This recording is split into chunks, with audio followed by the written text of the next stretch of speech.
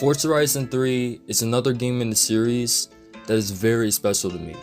It once again, like Horizon 2, revolutionized the series into new venues where the Horizon series now are more than accustomed to with the recent installments. It changed the series forever, introduced many important assets to the series, and was in many eyes, including mine, the last great game in the Horizon series, and even the last great game in the overall series. This is why Forza Horizon 3 is the perfect package. So Forza Horizon 3 opens up at the airport.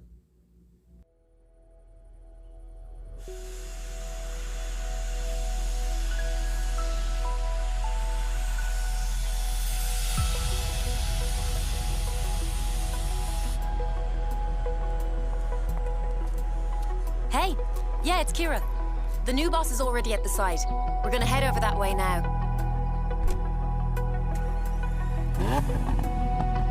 Okay, people, this is day one of Horizon Australia. We need to get these cars over to the festival site at Byron Bay.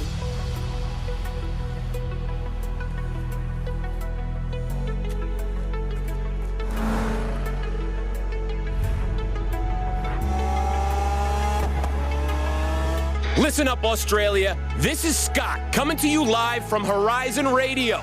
We've traveled halfway across the world, and I can't believe we're finally here. Looking out the window, and I have to tell you, they have beaches here to take your They breath may call away. this the land down under, baby, but all I'm saying is I've never seen anything less down or under. Big, and it's hot, and the roads are just wide open. Bro, we're talking fast cars, cool beats, summer sun, Classic style, blazing days, banging nights, burnt rubber. wild parties, and exotic animals.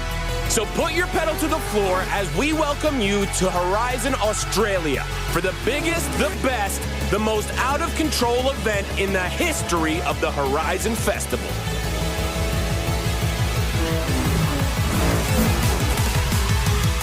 Now obviously, in typical fashion for Horizon intros, you're directed to drive down to the first festival site in the Centenario as a random Donnie. Before said task, the game establishes us with the environments you get to explore, while having some characters, including my guy Scott Tyler, letting us know what the map has to offer.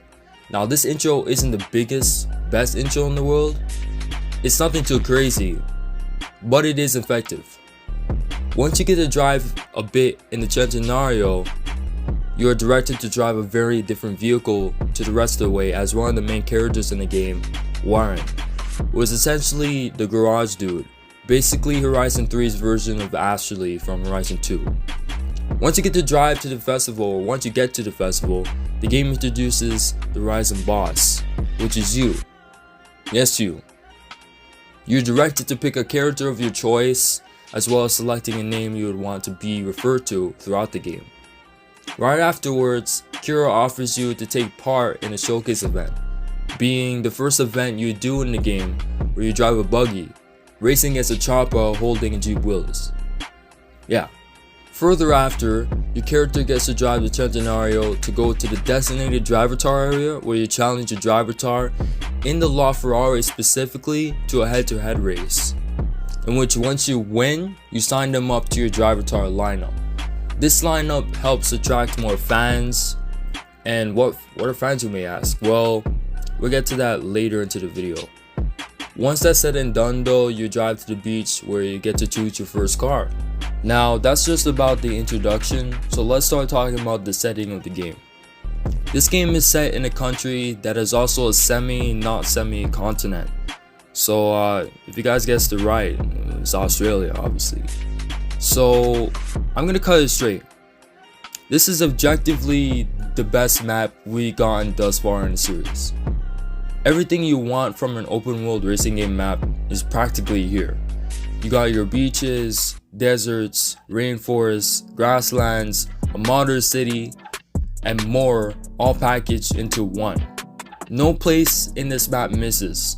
Every place has memories you'll cherish for years. I could talk about this map all day like.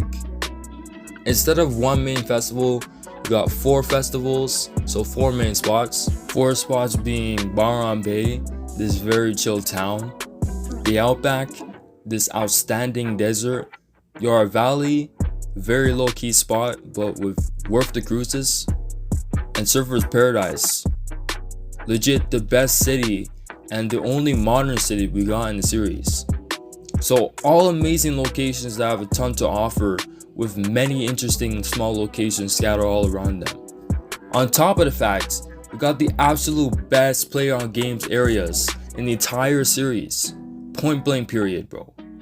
West Point Tower, Redstone Airport, Timber Mill, Silver Sands Shipwrecks, and Redstone Gold Mine, man. I'm telling you, this map don't miss. Hands down the best map out of all the games. It's not my favorite as Horizon 2, but it's definitely the best. The vibe this game presents is quite similar to Horizon 2, but in a different way. It still provides this chill aspect, but also captivates an outgoing, fun type of feel to the mix. The luxurious aspect that Horizon 2 compelled isn't really present in this one, so overall I'd say it's a chill, outgoing, and fun vibe, which is quite literally the definition of summer. The soundtrack as well provides this vibe very well. Horizon 3 soundtrack has a ton of bangers within every main radio catalog, so Horizon Pulse, Bass Arena, XS, Block Party, and the Hospital Records all got banger tracks within them. The Horizon Block Party radio specifically makes the first appearances series in this game, and it's a great addition as this radio provides hip-hop music. Horizon 3 offers mainly his old school hip-hop tracks in this specific radio, which are just great vibes all around. So this soundtrack overall is very strong and amongst one of the best soundtracks in the series. Alright, gameplay and progression. In Horizon 3, your role in the game is very different this time around. Instead of being the underdog coming from the bottom to the top like in Horizon 1 and 2, you're now beginning from the top as you're the Horizon boss. Now your goal set within the game is to make Horizon Australia the biggest festival yet. In order to pursue that goal, you must gain fans to expand and build festival sites. You start your job by essentially picking your first car after your introduction. First cars being the M4, the Sylvia S15 with the Rocket Bunny wide body kit, which is new customization added to the series, wide body kits, the Selby GT350R, and the Gen F GTS Maloo. Once you pick your choice, you're directed to a selection of races, so your sprints and circuits, and PR stunts, which are speed traps, speed zones, danger signs, and drift zones, as well as bucket lists later down the line and occasional showcase events. Doing these increases the quantity of your fans on completion, and more fans will be gained based on how well you do in these events, obviously. So winning races and gaining 3 stars on the PR stunts will give you higher amounts. All 4 festivals can be expanded to level 5, and each festival has their own designated events. That being said, fans milestones will be set telling you how much fans you need to get for expansion of the festival that you're currently competing events in, as well as moving on to building other festival sites if you haven't done already. So if you already at 4, you already got all the festival sites built, it's not going to be really the case there. But if you don't, then you might have the chance to move on to another site. Every festival expansion or opening also provides a selection of cars you can purchase. So every time when you build or expand the festival site, after doing so, you get into you go into the festival and you see a selection of cars you can purchase. Some patches are for free from the start, while the majority after settling in the game aren't. So you're gonna might have to be paying some cars here and there once you be expanding them. After a while, you also have the option to do championships within most, if not all, races by entering your race or choice to pick whatever you want to do: the singular race, which would be the exhibition, or to do a championship, which will consist of 3 races in total to compete in. The end goal present within this game to finish the game is getting a total of 10 million fans. Reaching that milestone would unlock the final event in the game, which is you against a blimp. Yeah, that's the final event. A showcase event. On the gameplay side of things though, almost everything seen in previous games is here, so things are very familiar. PR stunts are here, like I said earlier, with the new gimmick of 3 stars. Getting the best scores is the goal for these if you want to get 3 stars obviously. This game also introduced drift zones and danger signs into the selection of PR stunts. Bucket lists are back as well, as said before, with the option to create your own challenges as well. Oh, and I forgot about arguably the best part of the game, by the way. The Midnight Battle events. I had to acknowledge these. I'm not going to explain them. I don't need to explain to you guys on what they are or why they're so good if you guys don't know. But for those that do know, you guys know. You guys are the real people. You guys are the real ones. Otherwise, every individual race or championship has the option of picking what car type you like for the AI and yourself to race in, also the car class. More customization got added, being many wide body kits for some cars. Every player layout level up, you get a wheel spin, obviously like in Horizon 2, which is a little buffed now compared to the ones in Horizon 2. So speaking of that as well, the developers start to be quite generous as they give cars for free to you every now and then in the message center. Yeah, it all started with this game. Though for this game, it's balanced for the most part. It doesn't really get ridiculous until Horizon 4, and we'll get to that game soon. Trust me, we'll get to that game. Anyway, the progression in this game is fairly decent on the hardcore car guys standpoint. This is obviously where the series started to shift its focus on catering towards casuals, and it's clearly evident with this game. The buff wheel spins, car giving, and the overall sandbox progressive style with being able to do whatever you want to progress. It's not the most ideal, as the traditional progression system from the first 2 games is now thrown out the window, and that's usually like what people would rather have, including myself. However, this system still satisfies both the casuals and the hardcore side in the best way possible. You know, you still got those motives to complete every race, PR stunt, and bucket list to max every festival as a hardcore Brody, while also being able to move on at your own pace without any struggles as a casual. So ultimately, the progression is fairly strong and also provides motives to 100% completing it. Something Horizon 2 couldn't really give. Like, you think someone would want to do 168 championships back to back? I don't think so. So the replay value is here, and though a proper endgame would have been better to close the game out, it is what it is.